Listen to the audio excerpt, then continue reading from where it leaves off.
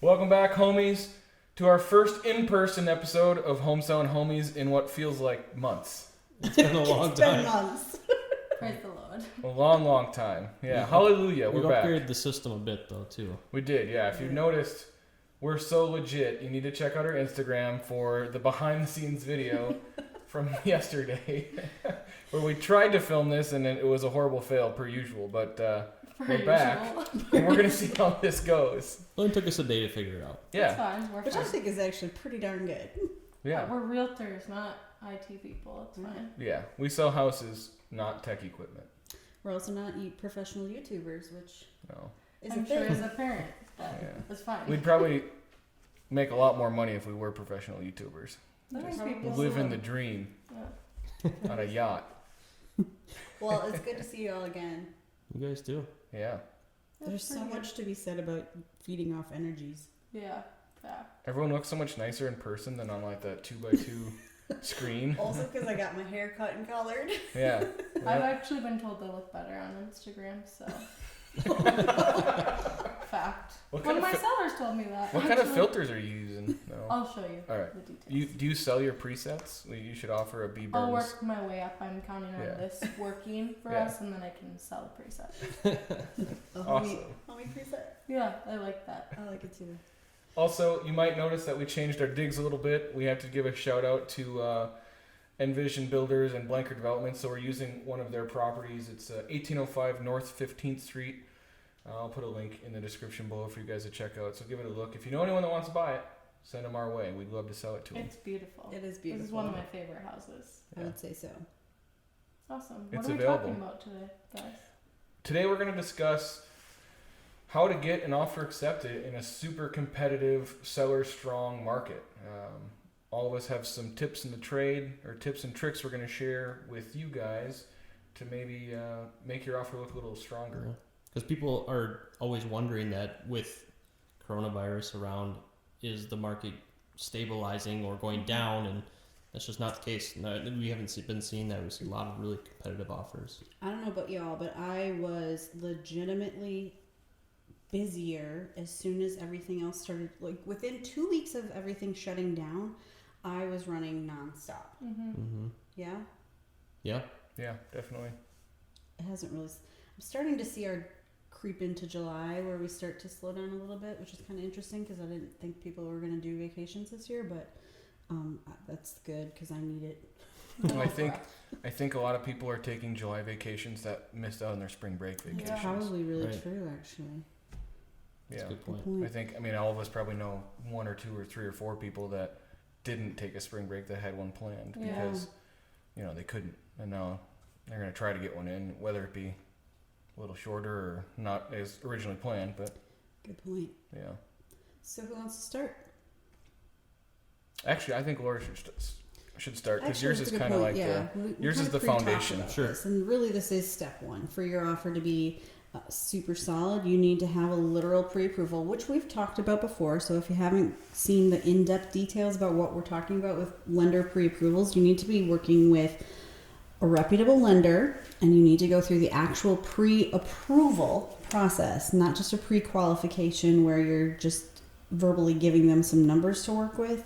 You need to submit your documents and get that actual letter in place before you even consider going to look at a house, because you better pull the trigger right now out there in a lot of price points, not all, but most of them. And you have to be ready to draft a really super solid, good offer. The stronger your financing, meaning the better your down payment is and the more reputable your lender is, those mean a lot right now. And especially with appraisals coming in low, when there are loans with low down payment or no down payment involved, sellers are definitely looking at, even if the number isn't higher on an offer with a pre-approval, that's a conventional down payment situation from a reputable lender, that actually holds more value to a lot of sellers than the bottom line. 'Cause they know it's Reputation to gonna lender close. is a big one that a lot of people don't think about. If you're, you hit the nail on the head. If you're working with a local lender that everyone knows and trusts versus some internet lender that just popped up that no one's ever worked with, especially when representing a seller, I'm going to say I've never heard of this person, so I have no Yeah. clue what they do versus I've worked with this person several times and I recommend them to people. Right.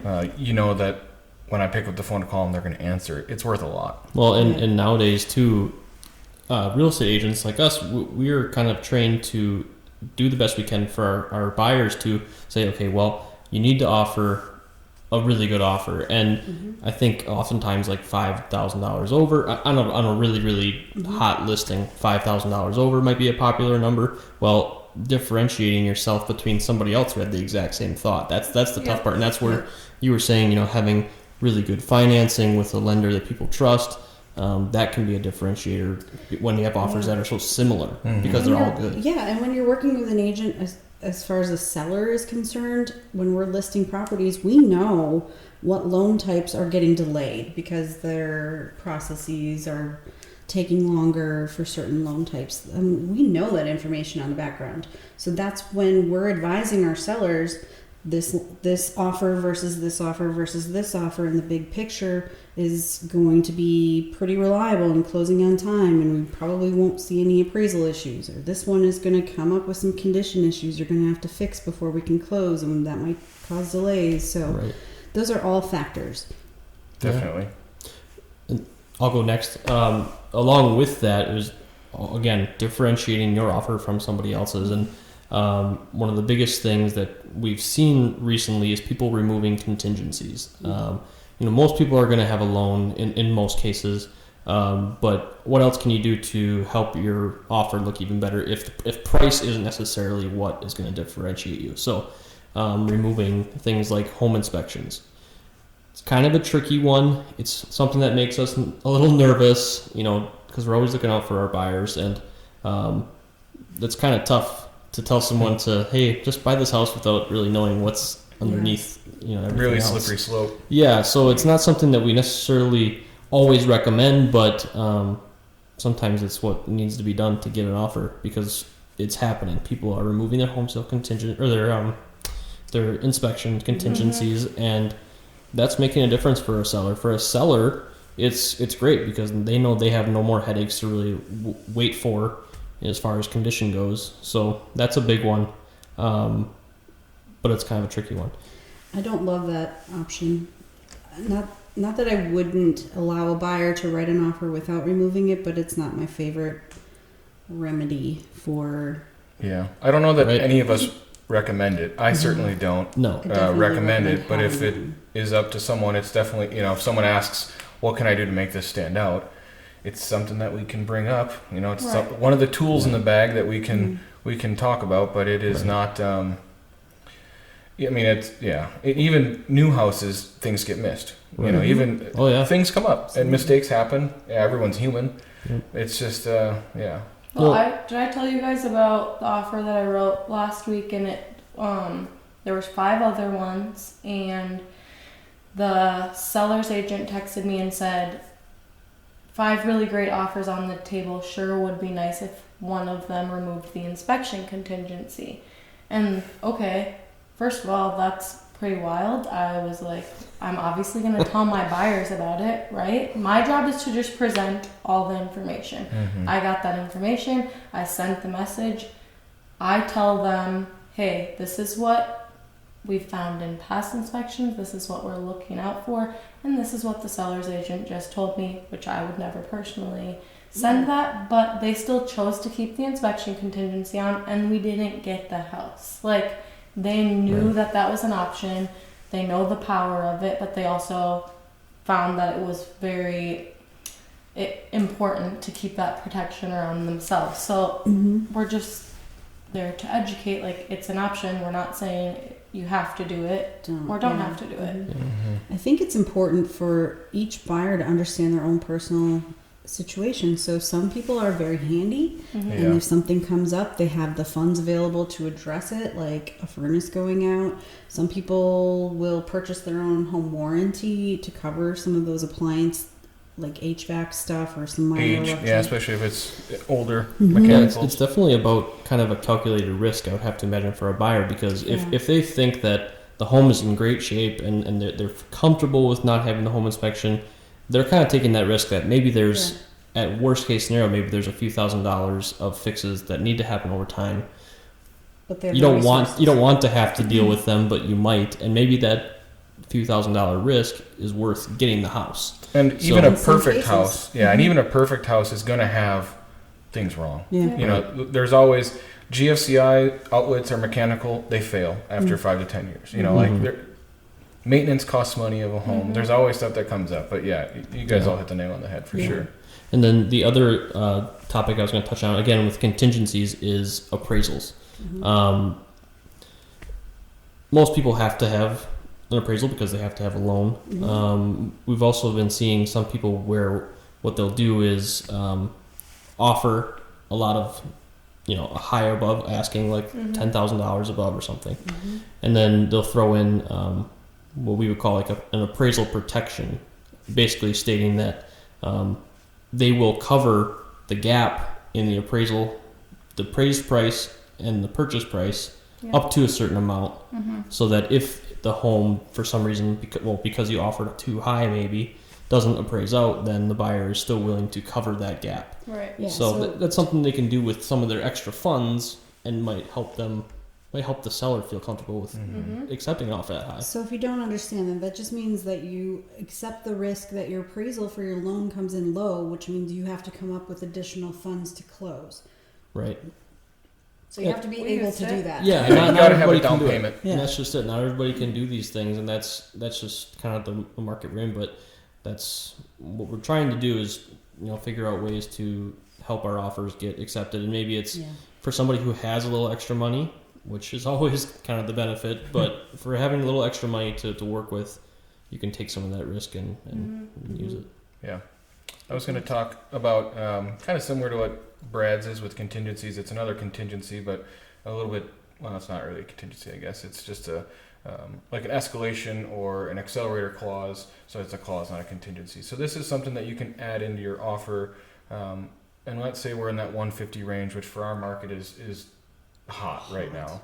You list something at 150 that's not, that's a Junk. nice home, and you're probably going to have 10 showings in the first day and a half, Yeah. and hopefully several offers. So an escalation clause or accelerator clause is basically it allows your buyer to write at maybe list price.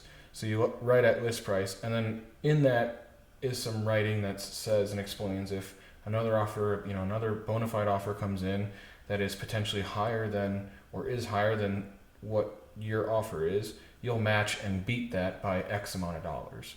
Up to a Up cap. to a certain capped price, yeah. So it's a little bit hard to explain.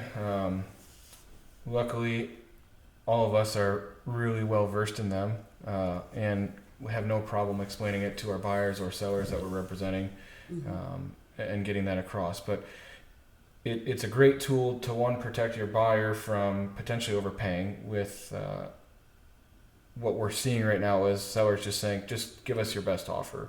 We're not even going to counter. Just put your best foot forward. Yep. And a lot of times that elicits someone to get emotional and potentially pay more than what they really need to. But if they get the house, maybe it's okay. But we obviously don't know what any other offer looks like because we can't share that information. It's a really good point. Oh, sorry, I almost held your hand. Sorry, Nikki.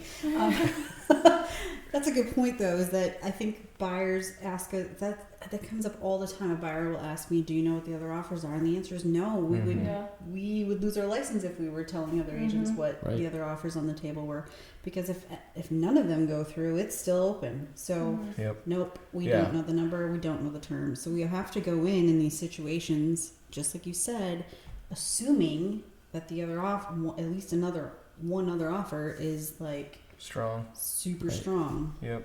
I often say, go in with a number that is strong, first of all, but then a number that you're comfortable with losing it at, Yep. Right. Yep. because that's kind of what you have to do in this Yep. market. Yeah. Mhm. What is the home worth to you? Exactly. basically? Yeah, if you're gonna wake up tomorrow and be upset you didn't get it, and then if you're gonna wake up 2 weeks from tomorrow and be upset you didn't get it, Yep. Yeah. Mm-hmm. The And great that's- thing about that, though, is if they do end up losing it, the next one they're going to be really aggressive on. Yeah. yeah. So The next it right kind of one works comes out in That's benefit. To but- that point, though, I have literally in 15 years, and buyers lose out on offers all the time, especially the last 4 years of this market. But even back in like 2005, 6, 7, it was the same super competitive market for buyers. But the benefit that I've noticed is that it always ends up working out where they end up in a home that Yeah. is actually like 9 times out of 10. darn perfect. 9 Yeah. times out of 10 it happens. The Mhm. right thing happens. If it's meant to be, it's meant to be. Yeah, so that speaks to having to have some faith in the process. Yep, and in your agent. I would say, just listening to you guys, I'm like, okay, the most important thing here is actually having someone competent in Big their time. job, because Yeah. there are agents out there working right now that wouldn't know any of these things, or they just don't necessarily care. Like, it's just kind of a get it done thing versus let me teach you how we can do the best job possible Yeah. together. And Yeah, and the first- explaining the consequences and the benefits to each thing, so that really what we're doing is empowering our buyer to make the Mhm. best decision for Absolutely. themselves as possible. And the first couple things we talked about here are all things that we would offer under a buyer's agency with Right. a buyer. So Yeah, if you're operating with a buyer's agent under no buyer's agency contract, they really can't give you their opinion or Mm. pricing strategy or negotiation tactics or anything like that. So this is, I mean, you're definitely going to be a stronger buyer with a buyer's agent on your side. Yeah. A lot of buyers don't understand when you first meet them, we actually represent the seller. Yep. Until we sign Until that we sign the document Yeah, stating yeah. that we're their buyer, the buyer's agent, then we don't represent them necessarily in Mhm. that sense. And that's a whole nother rabbit hole that we can get Yeah, down in another video. seriously. Yeah. so another and- episode. And Brittany's item is a little bit more on the personal side. It's very emotional Yeah. too, and my business partner Mike does not support writing letters. So we're talking about when you write an offer. I have in the last week gotten one accepted, and the seller's agent said the letter really helped. There's does. so many other offers. I understand that this is an emotional thing that we're adding in, but at the same time, it's not like we're in a market where it's $8,000 under when you're writing an offer. We're writing $10,000 over, making it as clean as possible, and then adding in a little emotion. Like, we're still giving you above what you're asking for. So for me, it doesn't bother me because I'm just trying to pull out all the stops. Like, Mhm. especially when this last one that I wrote, like, we had already written on another one. It is emotional, and if I don't have to do it 3 more times, all because they wrote an emotional letter, I'll do it. I'm fine with it. Yeah, it all depends on the person. It's definitely, there's some people that would write a letter and it would just come off as like, Cookie cutter. Yeah. yeah, true. super not genuine, and it has to be genuine. And there's some sellers that, if they grew up in that house forever and raised a family there, Yeah. there's a lot more emotion to it versus Yes. someone that maybe lived in it for 2 years and Exactly. No joke, I Yeah. received 2 of the exact same letter on a listing once. Turns out you can Google these letters. Oh, Yeah. Oh, perfect. Which is That's why I right. don't put a that lot doesn't of faith feel in very them. genuine. No. Right. no. Well, my lady hand wrote hers, and she googled. You can tell when that She happens. googled best letters to write to homeowners, and she's like, I hand wrote it. But it's because, like, that doesn't that show how much she wanted to put into writing that offer? Yeah. She Absolutely. went over asking price. She removed any contingency she could that she felt good about, and then wrote a letter that had emotion involved but was genuine, and she Mhm. took the time to do it. So for me, we got the house, and I was happy about it. And I'm not like saying that I'm opposed as in you should never do it, but Yeah. I'm very cautious about it, specifically because, and we talked about this off camera, fair housing laws are very specific, and if a buyer were to lose out on a home, even if they wrote an offer, there is always the potential in our Sue Happy society that somebody feels that their letter was why they didn't get the house Mhm. because of age, sex, religion, Right. family Anything. status. Like those Right. are things that a seller should not be making a decision on. And the fair housing guidelines are all written in the offer. They're also in the listing contract. Yeah. So it's just one of those extra added liabilities that if it's going to be written, it's going to need to be written really well and protecting yourself, because that's the last thing Just that hire a good agent, and you should be covered. yeah. Yeah, I mean that really sums it up. and not that any of us have worked with someone that we've written 5 amazing offers for, and not Mhm. gotten the house. I mean, I've got a couple buyers right now where we're on offer 4 or 5, and Yep. we're same. using all of these tactics, Yeah, and it just that's doesn't so happen. true. Well, well, another part that's maybe more on just the competency of your agent is your agent needs to be able to be comfortable enough to be honest with you. Yep. Yep. Yes. Because if you're not honest, then people are going to keep losing out on offers, and they're going to be angry at you. And Yep. you know, it's really good to be upfront right Mhm. away. You know, this is Oh, going to both be a ways. tough, It's a competitive two-way street. situation. 100%. You know, if Yeah. there's no honesty, if you're not telling your Client to agent, us. if you're not Mhm. telling your agent the full story, the full truth on, what you really want, what you really like, what you're really looking for, your situation, all that stuff. Everybody It's, else just have TLC go through their head? Mm-mm. no, I had I think isn't it Spice Girls? Tell me what you want. What you Girls, want. yes. Yeah. Tell me what you Once want. you- what really, really Once you want. giggled, I was like, that. Yeah, sounds bad. Anyways, well, we're running out of time here. We need the outro to be. Yeah, tell me what. Spice Girls. That'd be sweet. Yeah, I like it. I can get you guys Don't some say cute it, Mike. outfits. Copyright. Yeah. Ooh, you're Ever right. heard of red leather mini skirt for Philip? I have really nice legs. He's definitely sporty Spice. Yeah, sure. for sure. With the hair growth that's been happening the last couple months, we can maybe do I trimmed it up. I got a Oh, haircut. the I took the pigtails beard and stuff. off. All right. Tune in for the next episode. Oh, one too. more tip. One Oh. more tip. The other thing that I don't remember who just said it. But the other thing that we needed to piggyback on that was that it definitely makes a difference when your agent is cooperative with other agents, because what's the word I'm looking for? Rude, inconsiderate, doesn't communicate When well. I you've got it. developed, when you develop a reputation. Well, you want for- to have some enthusiasm from the person presenting the offers to the seller. Mhm. You want them to want to work with you, and not Yeah. not that that's yes. going to necessarily affect whether or not the seller likes that offer, but it's always good to know that the person that I'm going to have to deal with for the next 60 days is going to be cooperative and helpful and help us Mhm. through the process. So yeah. Such It's a all game important. changer. And if you don't know of any agents that are really well respected throughout the area, just call one of us. We're all very well, highly respected. And if you don't like us, then we'll at least refer you to the Yeah. next Sure. one that we like the We- most. which We'll connect you with is- one of our business partners. Everyone's got one here except for Laura. She's working on if you one. could see the kind of effort we had to go through to set all this up just to talk about this topic, Yeah, we know what we're talking about. Yeah. for sure. True. Actually, that was legit teamwork. Go check out our Instagram video. I think that. Teamwork makes the dream work. Yeah, it sure does. That's my motto. Well, I think it's time to wrap it up, huh? Let's wrap it up. Thanks so much for stopping in. oh, by the way, if you're seeing lines around my face, it's because I just had an amazing massage from Miss Casey at the Art of Healing. Shout out to her. Is she a subscriber? She is now. Yes. Yeah, good. Perfect. Okay. Bye, guys. Bye. Thank you. Peace. Bye.